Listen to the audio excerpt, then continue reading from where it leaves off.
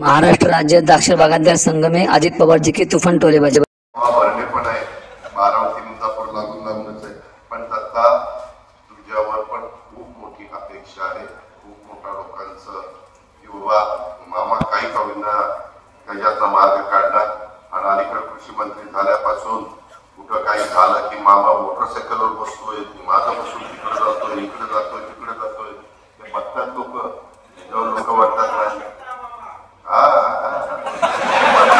Mutton नक्की कुणाचं दाब तपासून घेतोय करायचं.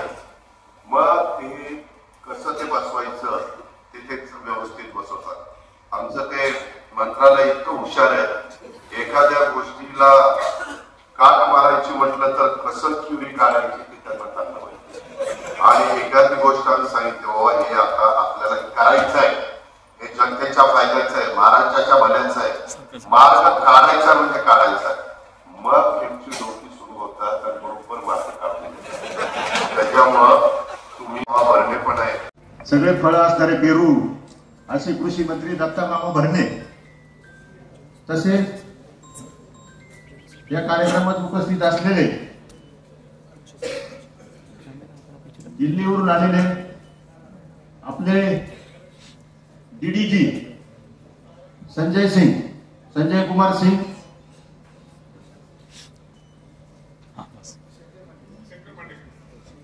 विभागामध्ये आणि मेन कार्यालय इथं पुण्याला पण आहे मार्केट यार्ड मध्ये.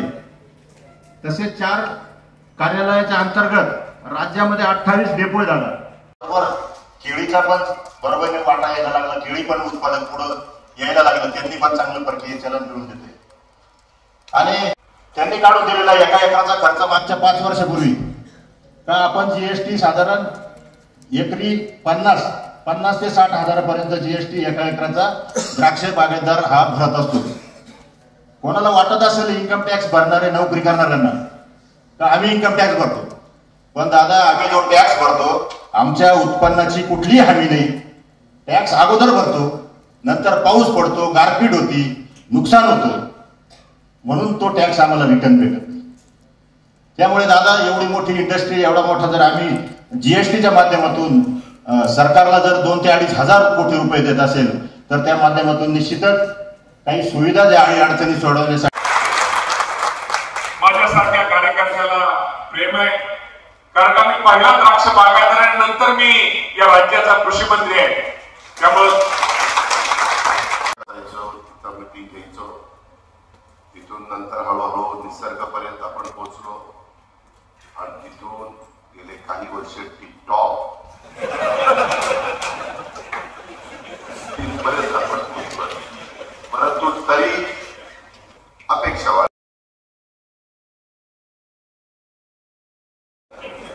मी बघतच होतो. आता म्हणलं कृषी मंत्र्यांच्या बद्दल सारखं काहीतरी निघतात. आता असा कृषी मंत्री शोधून काढतो की काही निघालच नाही. तिकडनं फोडून आलो की आपल्या इकडं महाराष्ट्रात आहे आणि त्याच्यातनं मी जातो, काम माझं उरकतो, परत येतो. पण आपण ज्यावेळेस येणार या मिटिंगला त्यावेळेस मी पियुष गोयलांशी तुमच्या देखतच फोनवर संपर्क साधतो.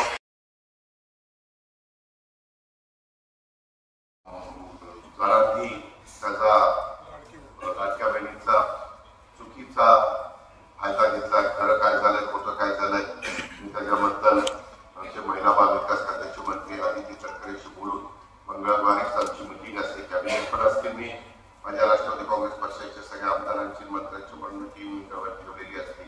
त्यावेळेस मी उलटकांना मी आजचा कार्यक्रम झाल्यावर माझा सातारला आज कार्यक्रम आहे.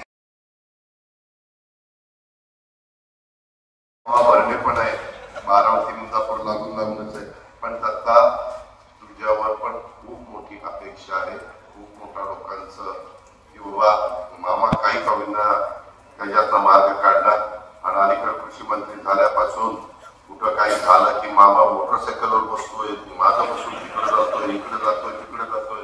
ते बघतात लोक वाटतात नाही मटन नक्की कुणाचं दाब तपासून घेतोय.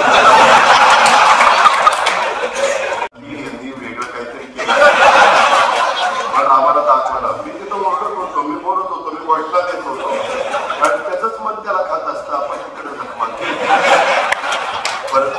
असा नाही.